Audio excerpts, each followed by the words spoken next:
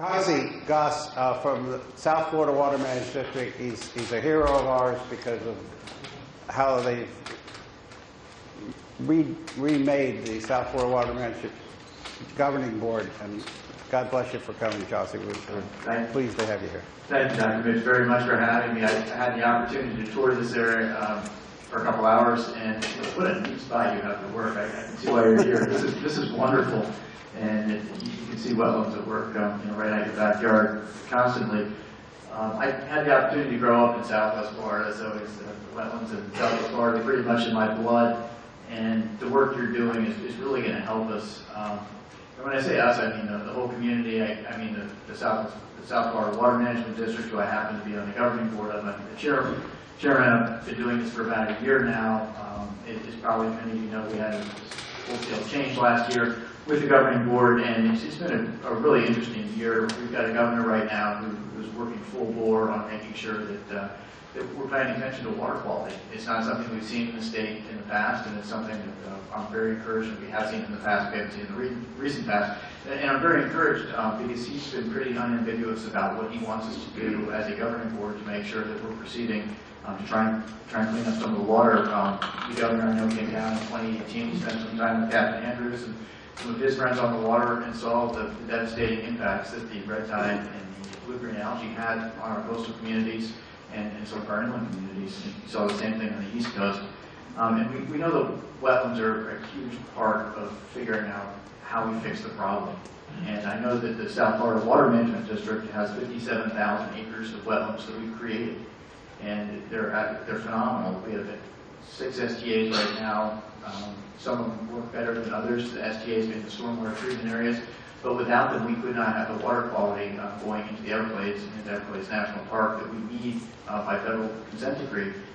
That would not exist without those STAs, and they work really well. As I said, some work better than others, and we've got some wonderful scientists working for the district right now, trying to figure out why some work better than others, and they're probably working with you, and I'm so glad that you're graduated PhD students, and hopefully they can come work for us someday selfishly, so they can help us figure out how we can make these STAs. I'll introduce you to them. You can offer them. Always taking resumes. We're always looking for good people, and that's going to help the Everglades. It's going to help Florida Bay ultimately.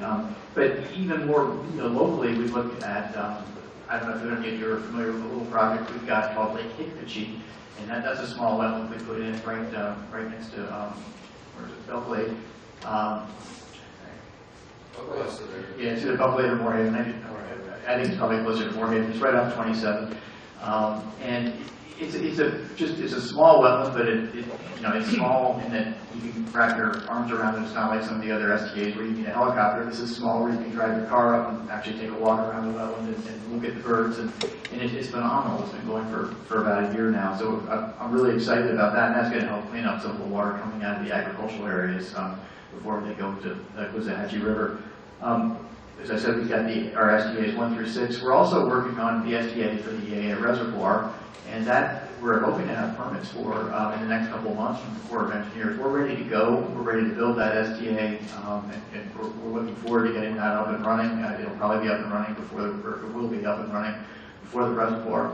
And we probably also look to you for help in trying to figure out what we're going to do with the C-43 reservoir, where we're looking for a water cleaning component to that, and we're basically out for asking for help from the scientific community, from the engineering community, to figure out what we can do best to clean the water up as it comes out of that C-43 reservoir. And we're looking at cleaning water before it goes in, cleaning water while it's in, cleaning water after it comes out. So I'm certain will be a wetland component.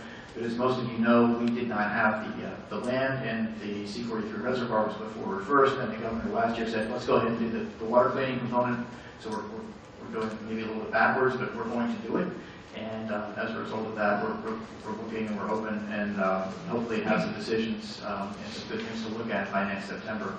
So I'm excited about what we're doing with the district. I'm excited about the work you're doing here and the confluence of those two events as we sort of bring wetlands and celebrate the wetlands and what they can do for us. Because when I look around, I see how many people are moving to the coasts.